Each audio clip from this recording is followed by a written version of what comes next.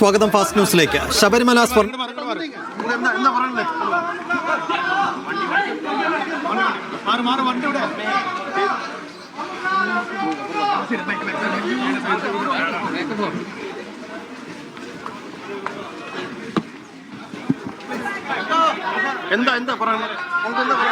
എന്താ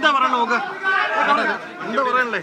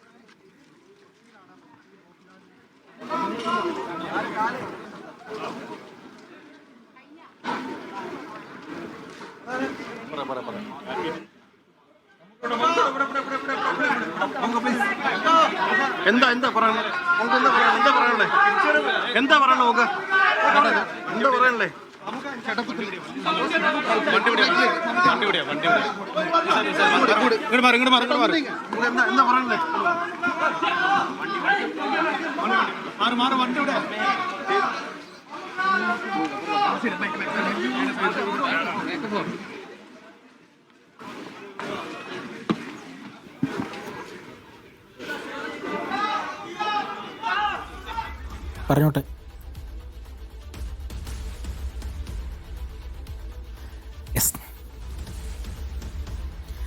എട്ട് മാസത്തിന് ശേഷം മലയാളത്തിൻ്റെ സ്വന്തം മമ്മൂക്ക കേരളത്തിലെത്തിയിരിക്കുന്നു.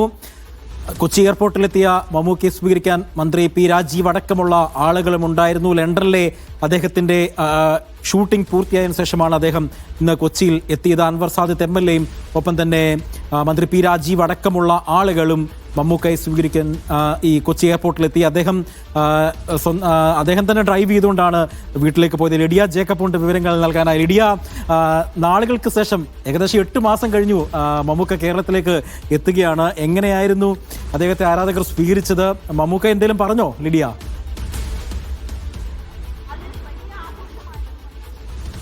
മമ്മൂക്ക ഒന്നും തന്നെ പറഞ്ഞിട്ടില്ല. പക്ഷേ ഏറ്റവും സന്തോഷമുള്ള കാര്യം എന്ന് പറയുന്നത് 8 മാസങ്ങൾക്ക് ശേഷം അദ്ദേഹം കേരളത്തിലേക്ക് തിരിച്ചെത്തിയിരിക്കുന്നു എന്നുള്ളതാണ്. 1 മാസങ്ങൾക്ക് മുന്നെയാണ് അദ്ദേഹം രോഗങ്ങളിൽ നിന്നൊക്കെ മുക്തനായി പൂർണ്ണ ആരോഗ്യമാരായി ഷൂട്ടിങ്ങിലേക്ക് സിനിമയിലേക്ക് തിരിച്ചെത്തിയത്.